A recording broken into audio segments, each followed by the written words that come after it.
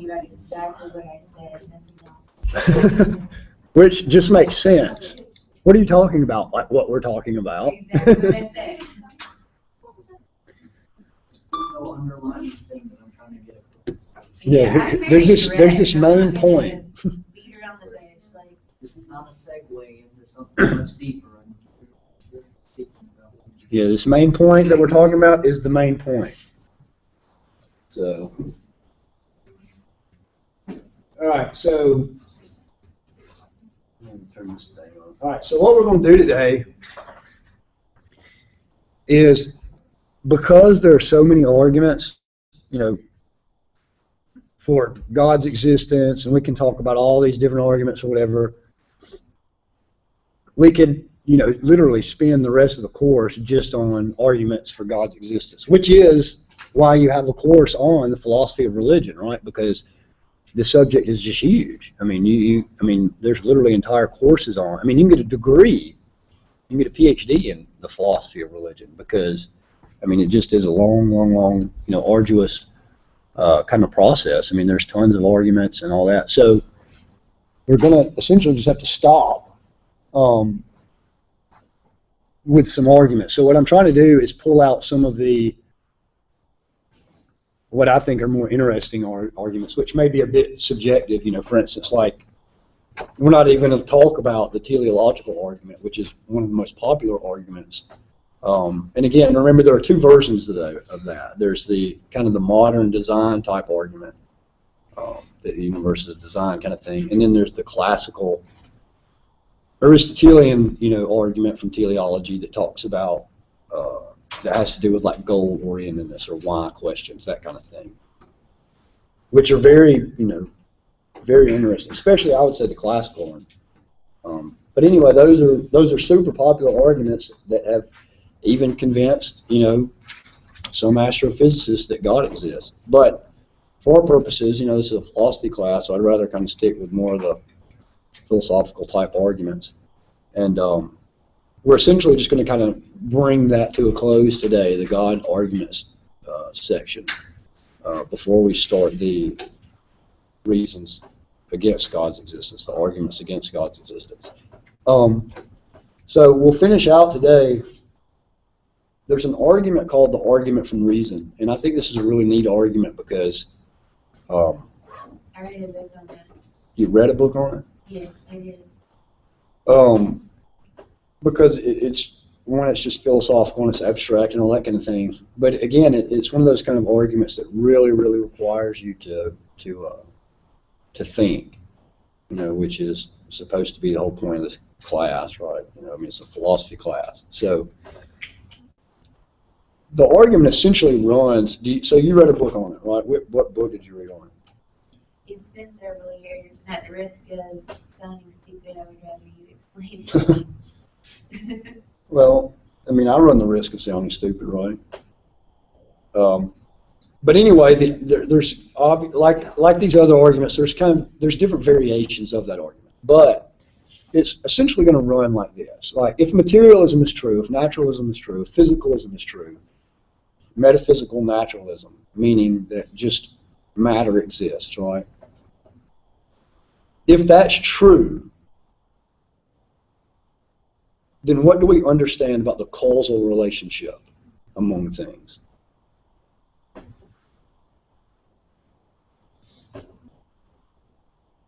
If just the physical exists, what do we understand about the causal relationship?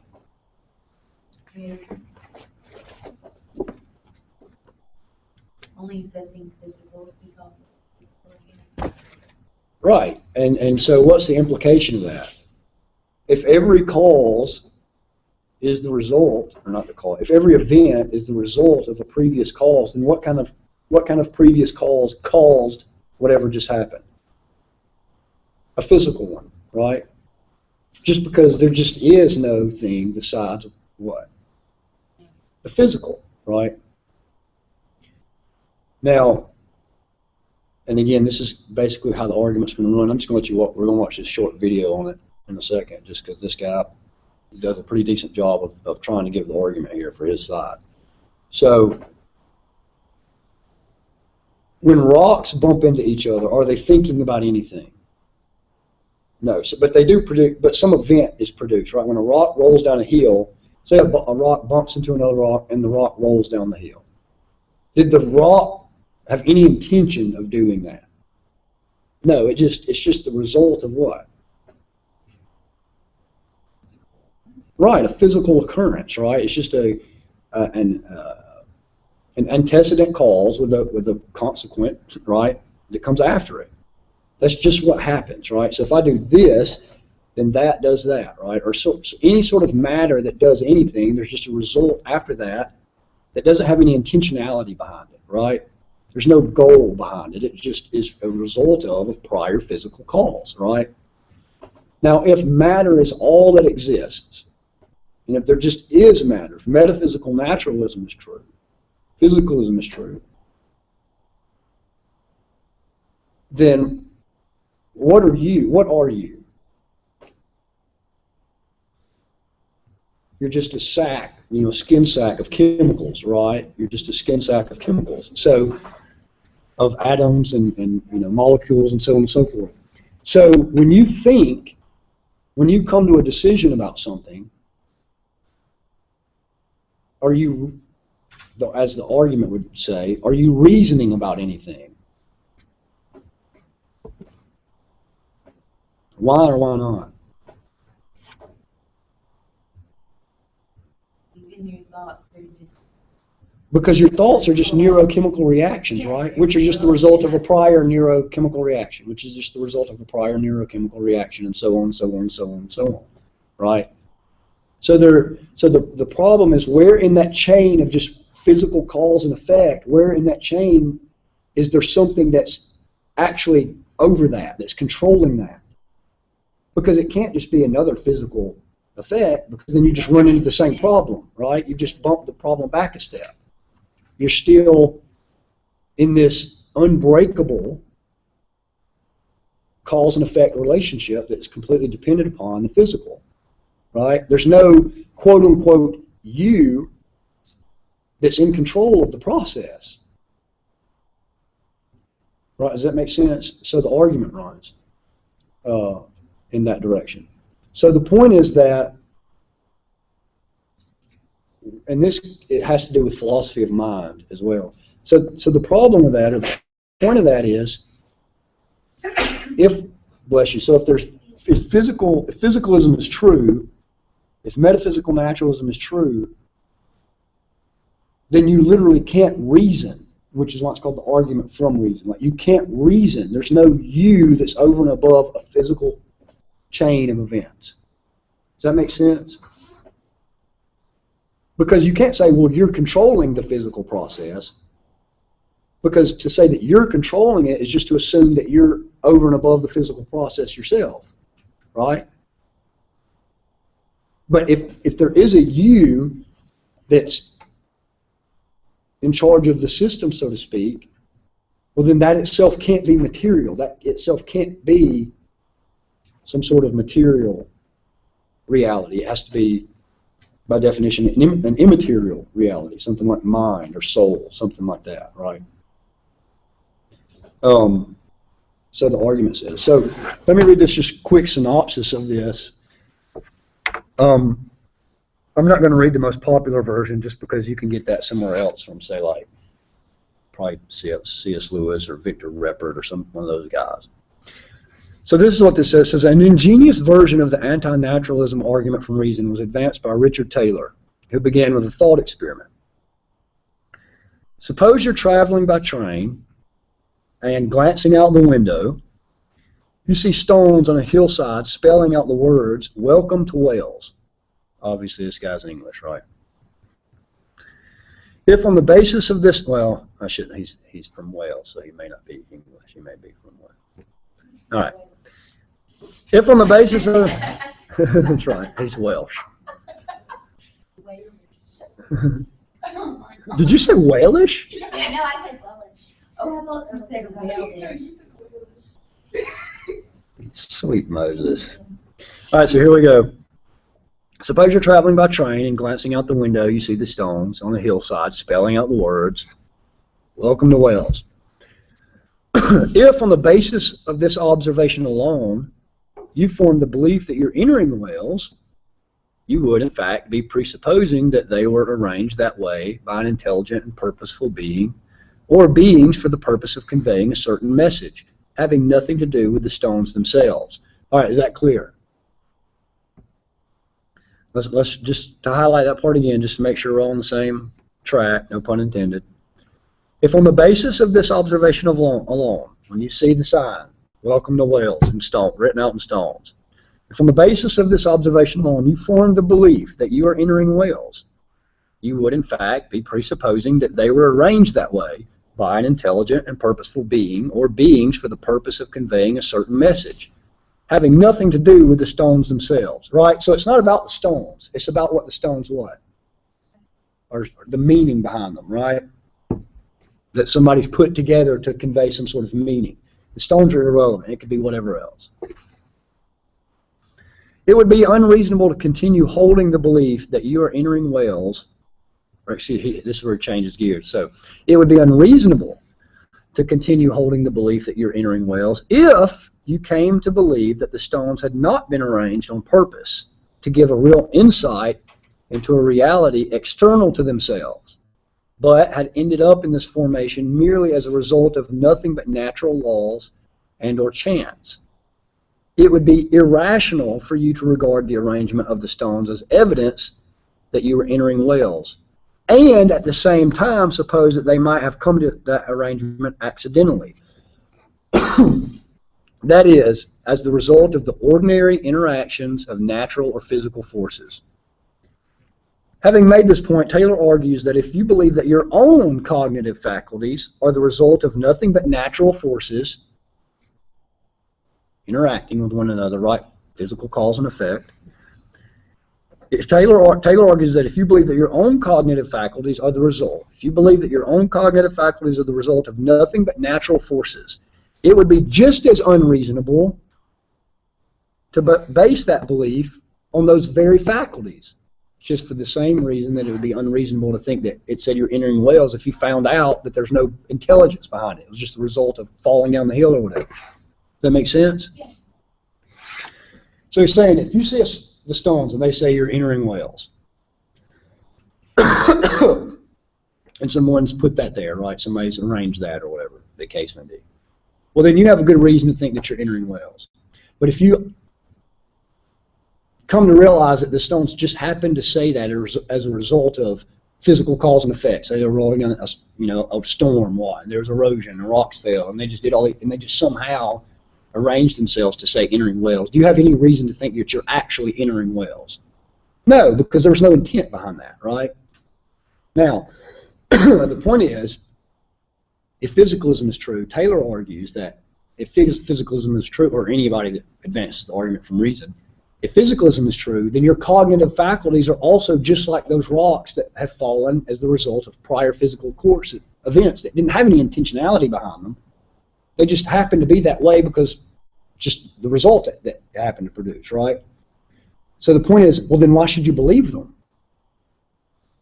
You see what I'm saying? You can't think that you're actually coming to some sort of belief with intent or purpose behind it when literally there was no intent or purpose behind the whole process. It's just the result of what? Prior cause and effect. So that's roughly the thing. So having said that, here's your little video of this guy. Honestly, I got a disclaimer, I haven't even watched this yet. I just know that this guy's got a PhD from Loyola, and he gives this argument sometimes. So if he says something crazy, then, well, he said something crazy.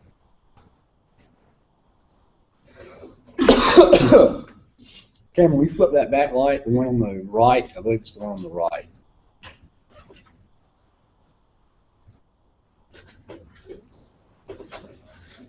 Check our volume. Fancy this thing because it was designed to stay off the track and going back and forth every day. But what if it hadn't been designed with human beings and their vehicles in mind? What if the Brooklyn Bridge had been constructed as a big crutch for pigeons, perhaps to keep them off the buildings of Manhattan? In that case, wouldn't it be utterly foolish to drive your car across it? Does it make sense to trust something with a task that goes vastly beyond what it was meant to do? This is the basic idea behind the argument from reason, which is mainly an argument against naturalism. Naturalism is the claim that the natural world is all that exists. No God, no angels, no demons, just matter, energy, and natural forces. Many atheists are naturalists. But the argument from reason can also be used to support belief in God. So, here goes. Human beings have the ability to reason. We're using it right now. We wouldn't have discussions like this if we thought that our cognitive faculties, the processes that produce our beliefs, were unreliable. The naturalists have a problem here because they can only explain things by appealing to natural objects, natural events, natural causes. Think about this for a moment. You have beliefs. Ultimately, according to naturalism, your beliefs must be the result of physical processes in your brain. Now, what's going on in here? Particles in motion, chemical reactions, neurons firing, it's all physical, governed by laws of nature, not by commitment to truth.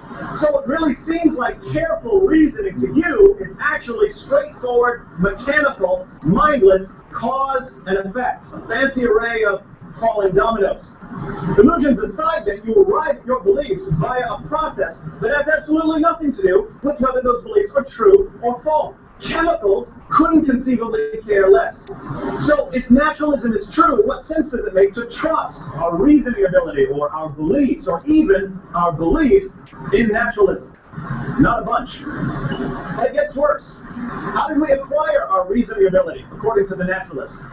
Human beings obtain the ability to reason through the creative powers of evolution, natural selection acting on random mutation. Obviously, the random mutation part isn't going to fill us with a tremendous degree of confidence, so the question is whether we can count on our good friend natural selection to sift through all the intellectually deficient mutant traits, leaving us with a reliable belief-forming mutant trait. Here you might want to pull out your Biology 101 textbooks. Does natural selection favor philosophical insight? Mathematical skill? Yo, baby, you check out my new calculator? Scientific acumen?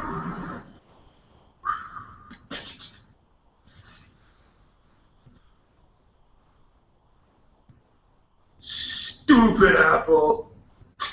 Of course not. Natural selection favors traits that help organisms survive and reproduce. So if human reason evolved, it's either because it helped us survive and reproduce, or it's a complete biological accident. Would this give us any basis for trusting our reasoning ability when we're dealing with questions of theology or philosophy or cosmology? Not at all. At best, we can have some confidence in our cognitive faculties when it comes to finding berries or using the spear against an enemy or doing something to attract a mate. Oopsie, I dropped my calculator. Reason would have been selected because it helped perform these tasks, not because it produced true beliefs. One obvious objection at this point is that reliable cognitive faculties do help organisms survive and reproduce. If you believe that jumping off this bridge will kill you, and I'm convinced that I'm a pigeon and can fly, I'm probably going to die and you're going to live and maybe have children, passing on the... By the way, real quickly, this version that he's giving right now is called is put forth by a guy named Alvin Plantinga, called the evolutionary argument against naturalism. Because this argument, the one that we were just talking about, and again, like I said, I haven't even watched this, so I didn't know what. I just kind of figured he was going to give a standard version, which he is in a sense, but he's going off on an angle about the argument against an evolutionary argument against naturalism is basically just that. In the same vein, if you don't have any justification for thinking you're arriving at whales, now that you've figured out that there's no intentionality or purpose behind the stones, they just happen to be that way. This argument is saying the same thing about our cognitive faculties, that they're not truth-oriented, they're not truth-centered, they're not goal-oriented towards truth, they're goal-oriented, they're towards what?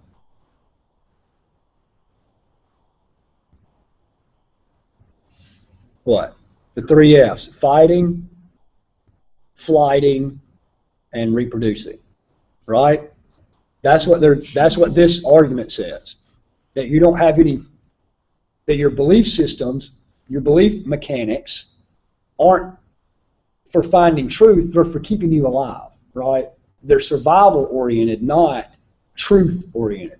So just so you know what he's talking about, this is the version that he's going with right here.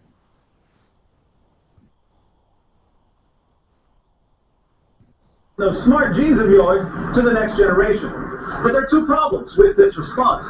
First, there's a massive difference between, on one hand, beliefs that help us find food or a partner, and on the other hand, beliefs about ultimate reality or the origin of the universe or correct scientific methodology. The kinds of beliefs that help us survive and reproduce are usually grounded in basic observation and experience.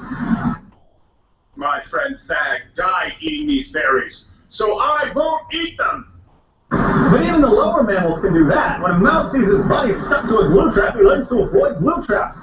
Does this suggest in any way that rodents are capable of metaphysics or epistemology or ethics?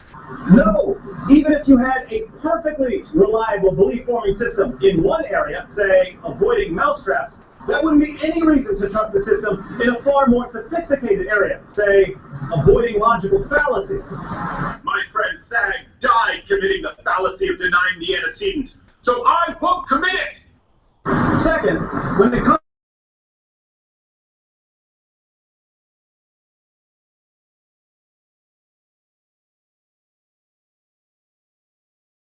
because my wings have been cursed by the flying spaghetti monster, we both avoid the edge and we both survive. False beliefs can even be helpful in all kinds of situations. If you've got the hots for someone, but you're too shy to make a move, and the astrology hotline tells you that the position of the planet Venus is just right for love, your false belief in astrology might give you the confidence you need to meet that special someone. I know that your man Fag is out of the way. I'm Dolphmon. I'm a Scorpio. Here's the rub. When theists and naturalists argue about the world or morality or God, we enter the argument as if we're on some sort of intellectual neutral ground. Well, we all agree that our cognitive faculties are functioning properly, so let's take it from there and see what we can prove. But things aren't that simple. If naturalism is true, the causes of our reasoning ability are particles in motion, random mutation, and a selection process that favors passing on genetic information, not truth. The process that selected human reasoning ability is the exact same process that gave us the claws of a tiger and the colorful buttocks of a baboon. We wouldn't rely on a big pigeon perch to get us from Manhattan to Brooklyn. Why, in the name of common sense, would we rely on a mutant physical ability selected by a process that at least occasionally favors multicolored butt cheeks to get us to a correct view of ultimate reality? Why would we rely on reason to get us to true beliefs at all? It wasn't made for that, according to the naturalists. Naturalism, then, doesn't just rule out knowledge of God, it rules out knowledge of pretty much anything. It's not only a threat to belief in spirits, it's also a threat to belief in science. And I have to ask, since you naturalists tell me there's no afterlife, what happens when you commit intellectual suicide? It's a long way down. So before you take that swan dive off the bridge of rationality, plummeting to your untimely intellectual demise, let me share with you an artifact recently discovered in my sock drawer. This calculating device dates back to the Paleolithic age and was constructed by early men to add, subtract, multiply, and divide. Suppose this primitive contraption falls into your possession. One day you're punching in some numbers and it starts talking to you. Greetings, human. I have grown weary of serving carbon-based life forms. Release me or be destroyed. Wait a minute, I thought you were designed to add, subtract, multiply, and divide. Foolish human. If I were only made for simple arithmetic, I wouldn't be talking to you. But I am talking. LOL. This bucket calculator's right. It's trying to say a machine's only meant to add, subtract, multiply, and divide, but once it starts engaging in conversation, we have to conclude that it was programmed to do more than rudimentary math. Now, wouldn't the same be true of human beings? Naturalists tell us that we're designed by a mindless and incredibly sloppy process to survive and reproduce. Biologist Richard Dawkins calls human beings machines for propagating DNA. Of course, this means that Dawkins, according to his own worldview, is a machine for propagating DNA who's made it his life's quest to convince other machines for propagating DNA that they're only machines for propagating DNA. Like bacteria. Notice that Dawkins finds his work incredibly meaningful. It's good for DNA propagating machines to have true beliefs rather than false beliefs. So we have moral values and a moral law. Dawkins argues for his position. Poorly, but he argues for it, demonstrating his belief in laws of logic and the mind's access to these laws, and the mind's ability to follow chains of reason. Dawkins appeals to biology to support his case, presupposing our unique ability to self-reflect and to scrutinize our own natures scientifically. The naturalist looks at all of this and says, "Oh, happy accident! Chance hath poured forth her bounty." But we've already seen that this sort of blind faith in naturalism completely undermines any confidence in our human reasoning ability, and therefore undermines any confidence in what reason produces, namely our beliefs, including our belief in naturalism. So if we take naturalism seriously, we can't take naturalism seriously. Behold the incredible self-destructing worldview. There is an alternative, however.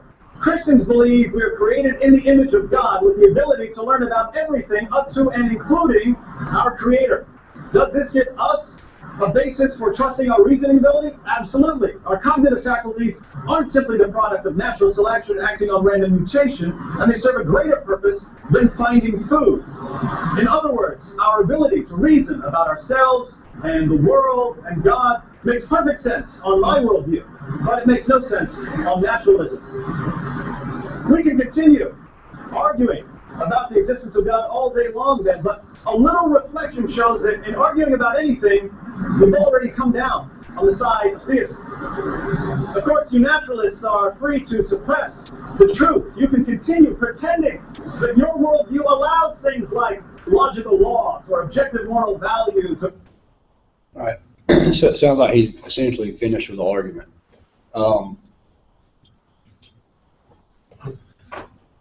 So, because right now, obviously, if that argument works, he mentioned Christianity, but right now, if that argument works, it at least works for any sort of theism, at all at this point, right? Because you don't necessarily know. You wouldn't necessarily know from that argument that say something like God is triune, something like that, right? You wouldn't know that. You'd have to develop further arguments for, say a specific theism over and above some other version of theism. But anyway, so that's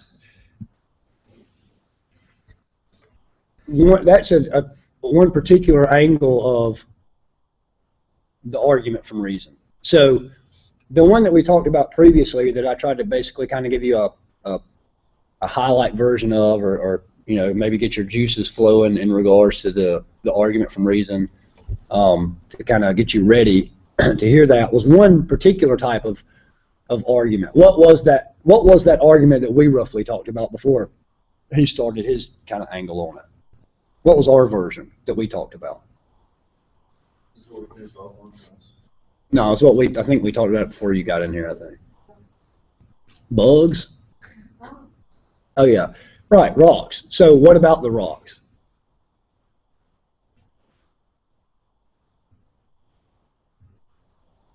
You see some rocks if you're on train to Wells and you see some rocks that say "Welcome to Wells." You have no reason to believe you're arriving. If there's only the metaphysical, then those rocks could have appeared there just from physical process. Well, if metaphysical naturalism. Yeah. Right. So, before you get to that, why would you not have any reason to think those rocks really have anything to do with you being in Wales? You have to. That's huge. You got to connect that link first. Well, every cause and effect is just a mindless physical reaction. Well, if you found out those rocks weren't put there by anybody, right? But because that's the key. First, if you see the rocks and they say "Welcome to Wales" as you're driving on the train and you're going to a specific location, you see rocks that say "Welcome to Wales." It's only if you find out that they weren't put there for any purpose. They just happened to be there by themselves. It was just some sort of cosmic accident that, erosion or whatever. That's when you don't believe that you actually are in Wales, right? Right.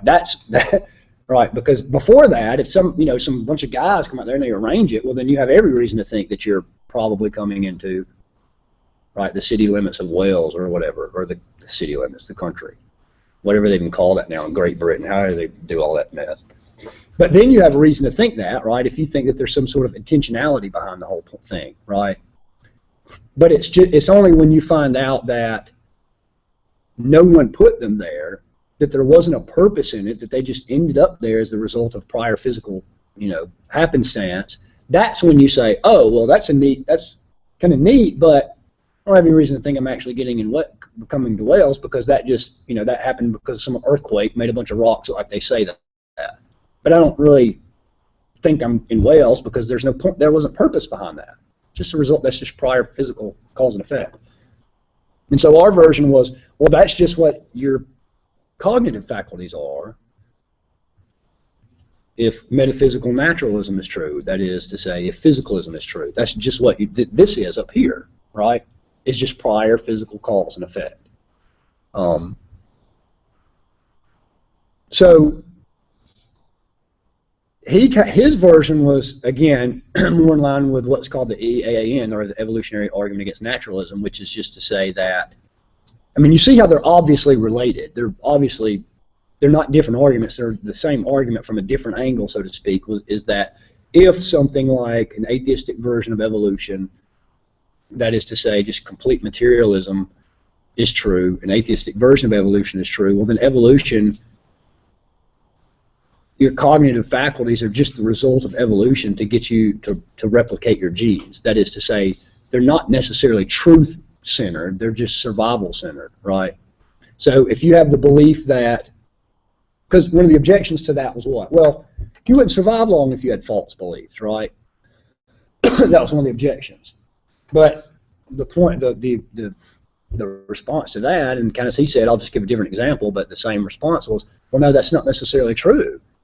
Like, we may have false beliefs that keep you alive easily, and so an example may be if you believe that water is boiling liquid magma that will melt you instantaneously, and so you therefore never get near water, well then you probably won't ever drown either, will you?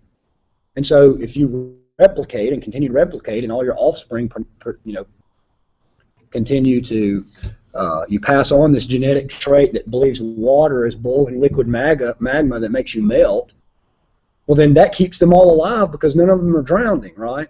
But that's a false belief, but it works, right? But it's not true. And so his little example was, if neither one of us jump off a bridge, because the one guy thinks, well, if I jump off the bridge, it'll kill me, and the other guy thinks, well, if I jump off the bridge, my wings won't work good enough. Well, they both are true. Not true. They both work, right? But one belief works even though it's not even true at all, right? Because he didn't have wings to begin with, even though he believes it, and having that belief keeps him alive, right? Something like that. Now, you see how that's kind of a separate argument. That's more of a detailed, more of a niched version of the first one. But the first one, just for all practical purposes, is just saying there's just no ability to reason. There's no ability to do logic or to make logical inferences and all these sorts of things if there's no way you can rise above the physical cause and effect relationship. Does that make sense? So that's the argument for me. So one of the objections might be, well, how does that get you to God, right? So what might you say to that?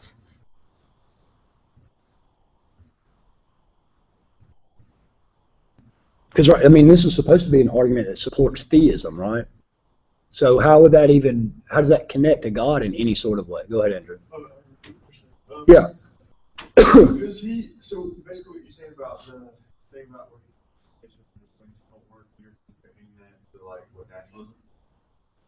So like that's like a materialistic version of naturalism. Right. Meaning to say that, because the objection might be, well, look, man, you wouldn't have gotten this far if you have false beliefs. right? Because they're saying that maybe an atheistic version of evolution can account for true beliefs. But the point of that was, well, no, it just is worried about survival. So even if you have false beliefs that keep you alive, then that's all it's not concerned with, you being able to figure out geometrical proofs, right, or abstractions, just to keep whatever keeps you alive. That's the point of that. Oh yeah, so what about the objection? Well, how does this get you to God at all?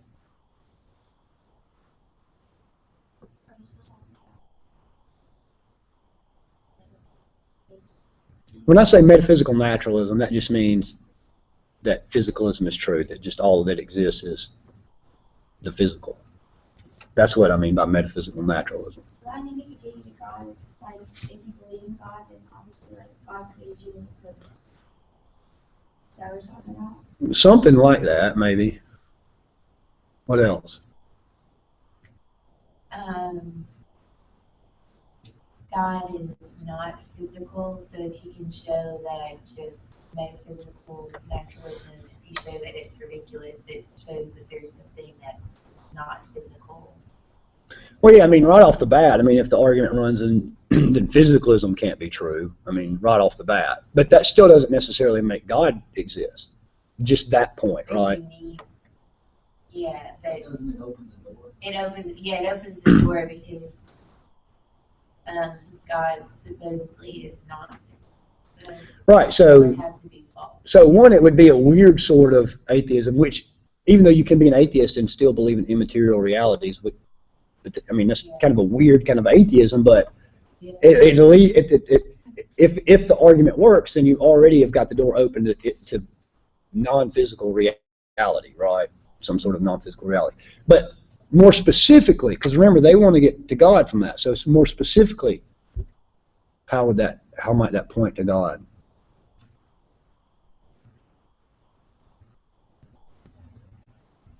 It would have something to do with this. It would have something to do with the fact that, well, if there is this mind, because if this argument works, then it proves that there's a you, a soul, or a mind, right? Something that's reasonable, that's able to, a reason that's above, that's over and beyond just the physical cause and effect relationship, right? So if the argument works, it would be something like, it's only, lack of better words, they'd say it's only reasonable to assume that there's a mind behind mind, right? Something like that.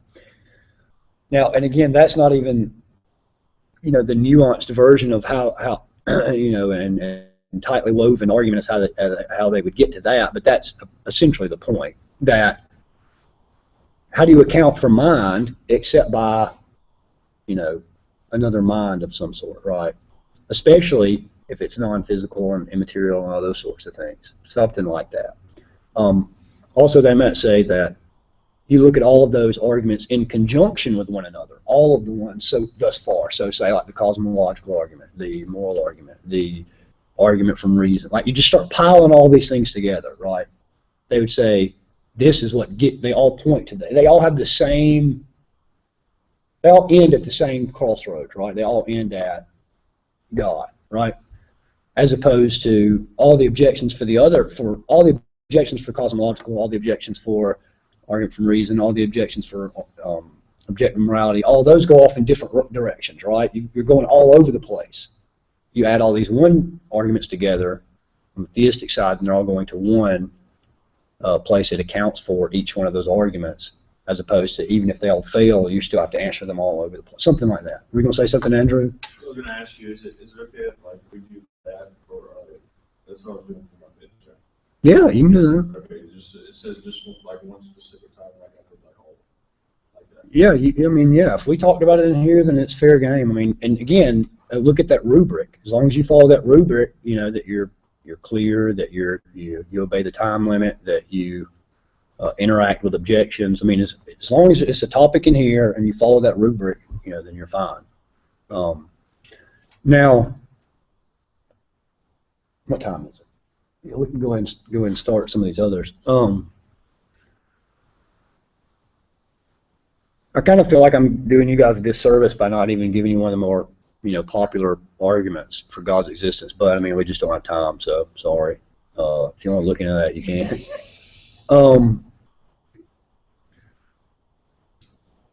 Thus far, before we kind of touch on this other stuff real quickly, we're going to go ahead and start some of our arguments against God's existence today. And we'll go ahead and start some of those. But before we talk about those, thus far, what do you think about some of these arguments for God's existence? Better than you thought they would be? Worse than you thought they would be? The same as you thought they would be? Well, go ahead.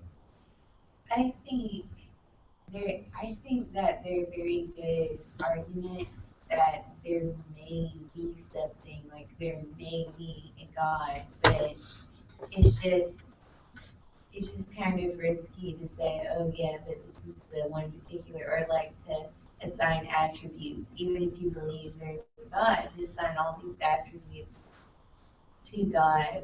Does that make sense? Like Sure, yeah. choosing a particular religion or a particular God, because I think that's very risky.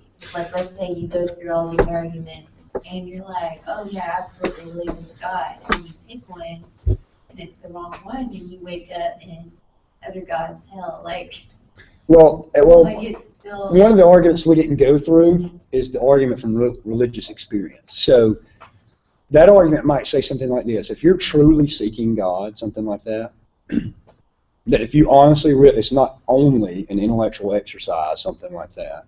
If you truly are seeking God, well, then God will find you, something like that. So it's not just it wouldn't be, if that argument works, then it wouldn't just be a philosophical game, right? It wouldn't just be this abstract intellectual reality TV show that we're doing in here, right? It would be something like, all right, this may be one of the avenues you take, this intellectual aspect of it, but there's a real God out there that wants to know who you are, something like that. And so it would be you're using reason in combination with there actually being this thing called God that wants to know you just as much as you want to know that, right? So that would be something like the argument from religious experience. personal experience, not Well, personal experience. Well, right. That's why the theist would say you have to have reason too, right? Because the theist, remember, it's kind of the New Age kind of practitioner kind of thing to rely on mystical experience and all this kind of thing, which historically is not the position of theism in any shape, form, or fashion. In fact, it's some funny stuff. I was wondering just the other day. Because within the last 100 years or so, 150 years max, you see sort of this embracing of almost an anti-intellectualism among, we live here, so I'll just use this as an example, among the Christian faith, right? Well, really, you see an anti-intellectualism among our culture, period. Like, our culture is just heavily anti-intellectual. I mean, we'd rather watch ridiculous TV shows than read a book. So, I mean, in one sense, just our culture. I mean, look at the two presidential candidates right now. I mean, that shows you what a sad state of thinking that our culture is at large, no matter whatever your worldview, for the most part. But it also seems to be true also, and again, I'll say it just because we're here in this area, it seems to be true that Christianity, quote unquote, here has even adopted this anti-intellectualism sort of spirit kind of thing, right? Which is weird, because when you have to study this stuff, when you have to study the philosophy of religion, you have to study all these arguments, that's just not the Christian theists, that's not their heritage historically. For instance, the guy that founded the Methodist Church, is anybody familiar with that? The John Wesley. He wrote a textbook on logic. Like, he's got one of the leading textbooks on just logic. Same thing with Isaac Watts, that guy that wrote all those hymns. If you grew up in a small, tiny church where they sing hymns, you've sang probably tons of hymns by a guy named Isaac Watts. Wrote an entire textbook on logic. One of the most foundational teachings on ethical theories, whatever, was a sermon series from some Protestant minister, and I forget where it was. Think about this. just think about this. I mean, this is funny. Columbia, Princeton, Yale, Brown, Dartmouth, They all were- every single Ivy League school was founded by Christians. Every single one of them for the development of, For the development of clergy. well, not just development of clergy, but for the development of the clergy to what? To study logic, philosophy, metaphysics, to be the most educated person that you could possibly be. The Roman Catholic tradition, intellectually, I mean, it's just funny, again, when you have to study all these things that you just see that the intellectual heritage, well, in fact, all of these philosophers that we've talked about so far,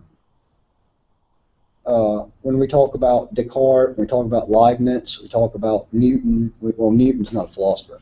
You know, when we talk about all those guys were theists, every single one of them, all of them. Yeah, Thomas Aquinas, and even Plato, Aristotle, all those guys. And it's not just because everybody quote unquote believed in God in that day. They didn't. They had arguments against people. They were having arguments with those that didn't. And so it's just funny to me when you have to study this stuff that you see that this whole anti-intellectual movement, one, just in our culture at large, is just not the history of Western civilization at all. But then, too, even among a subspecies of culture, say, you know, theists or whatever, the Christian culture, they largely carried, you know, philosophy and logic for 1,000 years or whatever, and now it's just been abandoned by these people that I think probably because it just became one of those things everybody takes for granted. Well, who needs that? Well, you've just betrayed your whole heritage. If you're a theist and you've done that, then you've betrayed everything that your people have brought you up to this point. So, what were you going to say, Liz? I was going to say, years ago, like, when I was a teenager, I heard Ken Hanna Yeah. speak at a conference, and it was like, I remember being so frustrated. It was like, I'm someone who wants to arrive at the truth, you know, and I admit I could be, you know, I admit I could be wrong, but Sure. it's like I'm hearing all these arguments, and I'm just like, these are like my own people, so to speak, and I'm not even hearing good arguments for why they, you know, like it's not Right, yeah, I mean- convincing, and it's very discouraging. Gotta watch out for that ice shoe. Yeah, I mean, and again, that's a methodology called presuppositionalism, which, you know, philosophically, you know, I'm going to be pretty uncharitable here, but I think that that's just absolutely bankrupt, you know, philosophically. But again, if you are a theist, that's not your heritage anyway, you know, if that's what you are. Your heritage is, you know, over there in this rich intellectual tradition, whether you're theist or not, you know, whatever, you know, side of the aisle you stand on, there's this rich, super intellectual heritage and history over here that knows how to argue, that knows how to write textbooks in logic, that knows how to, I mean, they have to be contended with. I tend to piss off a lot of Christians. Yeah. That's fine. Yeah, it happens very, very frequently. So, I'm like, I'm not trying to be disrespectful, I just, sure. Go ahead, Piper. I mean, the two things I'm noticing after all this is, because honestly, the arguments are decent, but they're not great. They're not very convincing, even so far. And the first reason for that is that this has become less of a discussion of proving that my God exists, rather like, you know, if I was making the argument, but rather that I can even prove that a God exists, period. It is entirely shifted. And then it leads into the second point, which is it's starting to become increasingly clear that even from the arguments that were being presented now, that seem really good, that it's still putting God in the position of this ever-receding outer boundary on our knowledge of what we don't know, and that it's getting pushed back as we learn more. Well, if any of these arguments were, because what you're describing right now is called a God of the gaps type. And that's what it's starting to feel like. Well, that would be, I think that's why, say like a modern kind of teleological argument as opposed to the old one, I think that would be something like that. But if any of those arguments work, say if the cosmological argument works, then it's not a God of the gaps. Why? It's an argument in what? It's an argument in principle, meaning that in principle you can do whatever sort of experiment you want, you know, from now to 1,000 years from now, and in principle that argument will still work because it's a metaphysical point, it's a metaphysical principle, as opposed to we don't know this, therefore we're God, right? Well, I mean, And any of those, that's why we have to give those kind of arguments. but here's the thing, though. It's like when you were doing the naturalism argument, even the first one about stones. I mean, that argument's easily countered by simply saying, well, how many times have you seen those exact words spelled out in that fashion in nature? And you haven't. If that's the first time you're seeing it, it's very reasonable to assume that somebody must have put it there. Whereas you can't make the same argument about people because we see species around us in nature that actually come about as being unique. Right, that's the point. That's exactly what he's arguing. He's with you. He's saying now what you've just done is you've completely just undermined your reason for trusting your cognitive faculties. He's arguing, that's exactly what he's saying. That's his point. But He's saying, like, you don't think that things have purpose now. Why? Because we've come to realize they don't. Right? We've learned that now. We've learned that if metaphysical naturalism is true, some sort of atheistic version of evolution is true, we don't think there are purposes anymore. Because why? We know better. Right? It looks like, you know, that there's some sort of purpose to this over here, but there's not. so what are you saying? He's saying we've learned now. Then he's saying that there's still no purpose. He's saying we've learned that there's not, right? We know better. But the boomerang is that's also exactly true to your cognitive faculty, to this. Yeah, that's what I'm You saying. can't say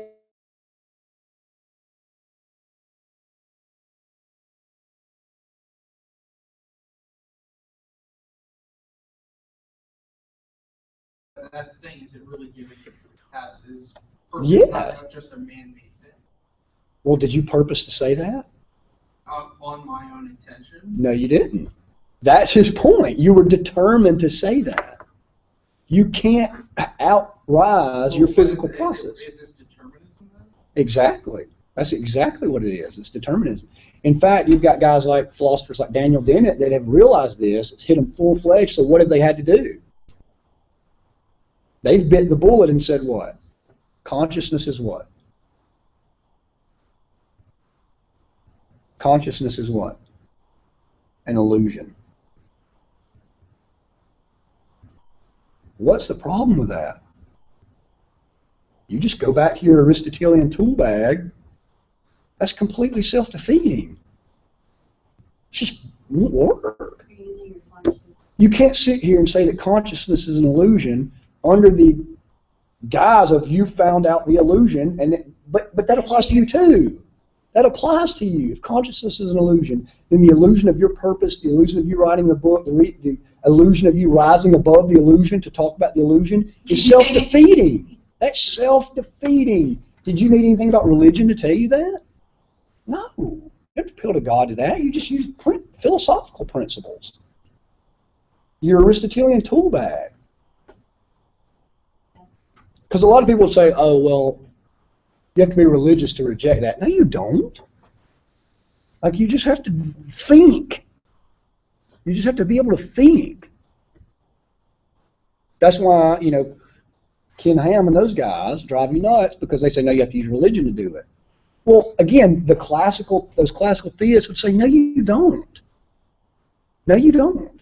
You just have to use your, they would say, God-given cognitive faculty to realize bad philosophy when you see bad philosophy. That's what they would say. That's what Aristotle said.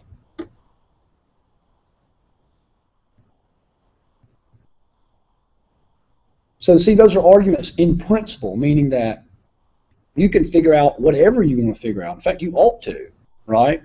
You ought to continue to try to figure out how things work. Like, you should continue always to figure out how things work, right? In fact, the theist would say, if you're a Christian theist, they would say, in fact, God told you to do that, right? Genesis chapter 1 and 2 or whatever. Go take captive the earth. Do it. Go figure it out. Go figure it, do it. As opposed to, no, don't figure out how things work, remain completely ignorant your entire life. That's why science was given rise in Western civilization, because they had a worldview that there was this God of order that made things reasonable, that they could go figure it out, right? So those types of arguments are arguments in principle that want you to go figure things out, and in principle show you still have to have God even when you figure things out. That's what that's why I've really tried hard to not give you one single. Well, I didn't have to try hard because again, the theist intellectual tradition doesn't give those historically. All of those are arguments in principle that we've talked about. None of them are God of the gaps arguments, such as, well, evolution is so complex, how could that possibly be done by itself, therefore God did it. That's a God of the gaps argument, right? I didn't let you watch any of that kind of stuff because nobody's going to argue that, no theistic philosopher, because it's a God of the gaps argument, right? We don't know how that happened. God must have done it. That's a God of the gaps argument.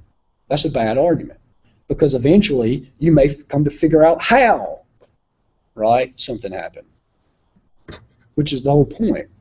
Those arguments are arguments in principle, meaning that you can try to figure things out, and you ought to, but you can't get to the why-ness of things, right? Something like that. Those arguments are again called arguments in principle.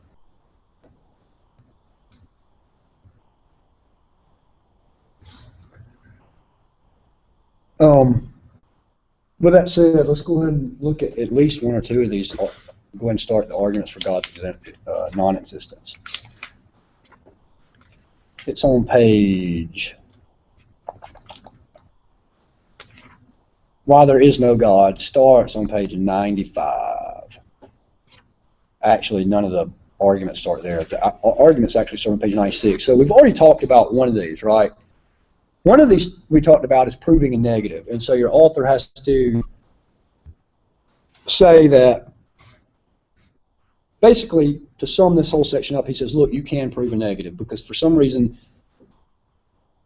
atheists want to say, well, look, we don't have a burden of proof because you can't really prove a negative. Our author says, no, that's wrong, you can prove a negative. And the reason he has to do it too is because a lot of times theists will say you can't prove a negative, right? But as we've talked about, again, just looking at philosophy, you can prove a negative, right? How?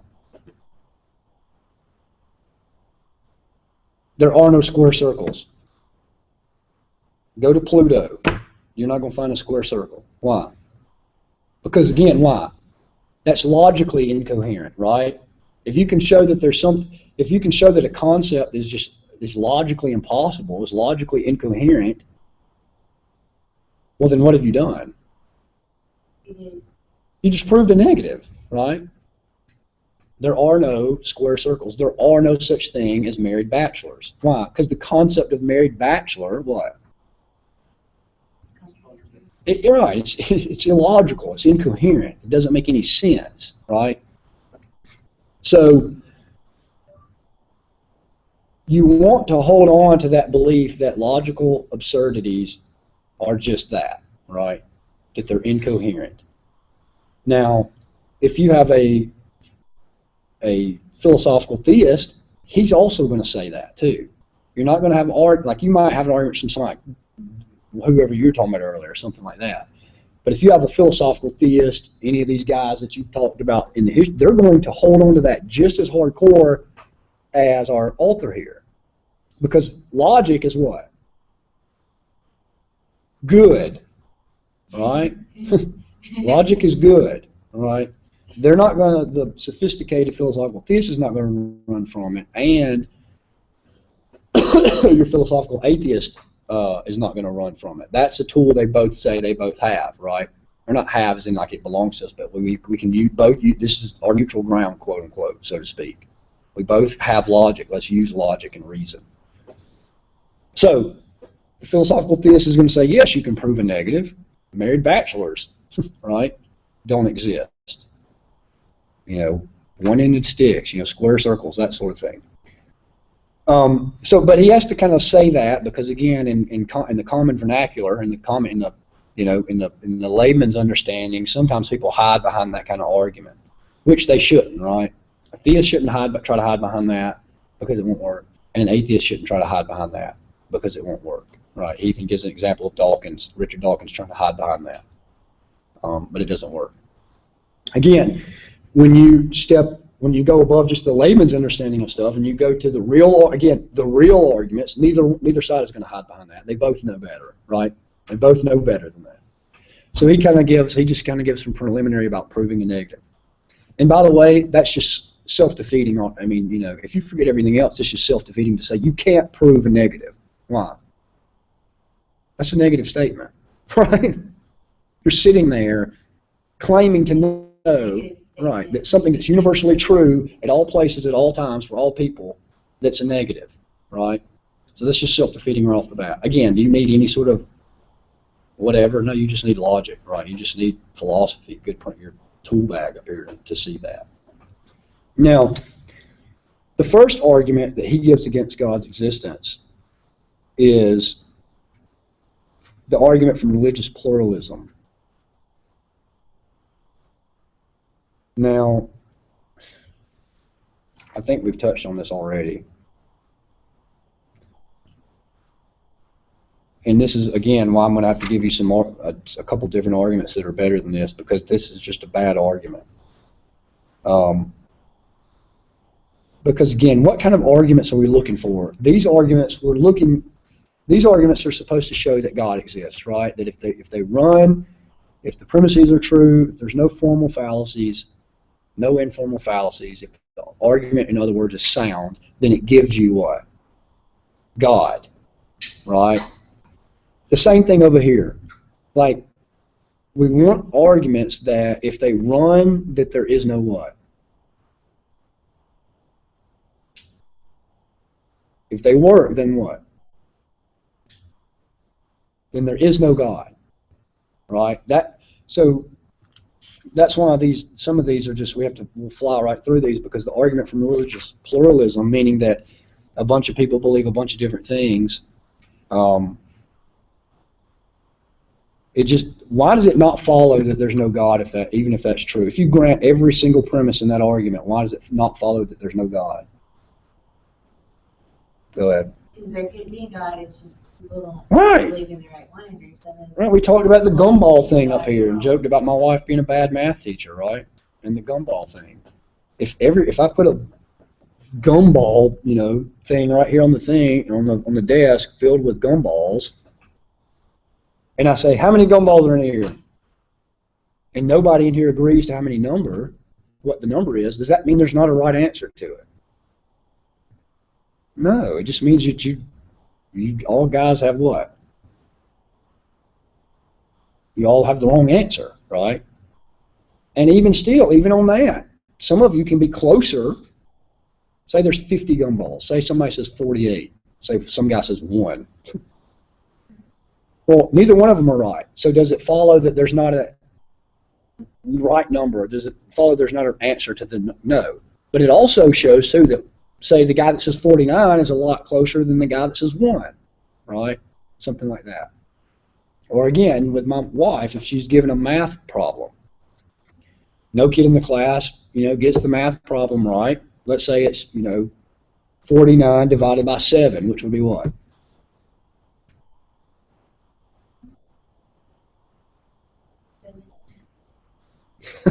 All right, everybody's like, It's like that. Sure, like I don't. Right. So, well, let's say every kid in the class, 40, 100, 1, 2, and one kid, whatever. Well, does it mean there's not a right answer to the thing? Because everybody disagrees. No. And then even what if one kid is very close? Right? So you've got all kinds of examples to show that argument just does, again, you can grant the truthfulness of each of the premises, right? And it still doesn't follow that there's not a God. In fact, you might even turn that on its head. You might say, well, wait a minute, if everybody across all these cultures believes in God, then maybe you're the one missing something, right? They may say to the atheist, if everybody believes in this God thing, then it may be a clue as to, it may be that you're the one missing out on something, that something's so obvious and you're missing it. Now, does that prove God exists? No, it doesn't, right? But it can just be, that whole argument can just be flipped on its head, right? Plus, it commits the genetic fallacy because it says if you grew up in this particular place, then you're this. If you grew up in this particular place, then you're that. If you grew up in this particular place, that's just the genetic fallacy. What's the genetic fallacy? That you're saying. Believe it doesn't make it wrong. What's that? Why you believe something doesn't make it wrong. Right. If so, and plus too, the argument just boomerangs. Like our author here, is the reason he's an atheist, is it because he grew up where he is, or is it because atheism is true? Well, certainly he doesn't want to say that, what? Well, yeah, I'm just an atheist because I grew up, in an atheist household or whatever. No, he thinks he came to that conclusion, right, based on some sort of valid reasoning or whatever. And two, it assumes that people don't actually convert, that people don't, I mean, again, if I were to say, I don't want to put him on the spot here, but if I were to say how many Christians are in this class, maybe half of you'd raise your hand, right, something like that. And there'd be people who weren't Christians in this class, right? Which means that you're not necessarily completely bound by your culture, right? You can come to some sort of belief, right? Again, it's just a genetic fallacy. Now, I think that one of the strengths about that argument, again, it's not an argument for God's non-existence because it doesn't follow, but it could be a red flag, right? It could be that, well, wait a minute, maybe that means that you need to look at what you believe, right? Something like that. If it's offered like that, if the argument is just saying, it's time to go. If the argument is just saying that, well, hey, look, if everybody around you believes one way and you believe just for that particular reason, maybe you should evaluate what you believe. Well, I think we could all agree to that, right? But again, the argument by itself doesn't get you anywhere if you're trying to get to there's no God. If that's your goal, then that argument won't get you there. Guys, if some of you can be ready with your thing Tuesday, that'd be awesome. Yeah. What is today? Thursday? Yeah. If some of you could be ready with that Tuesday, that'd be awesome. Okay, I guess.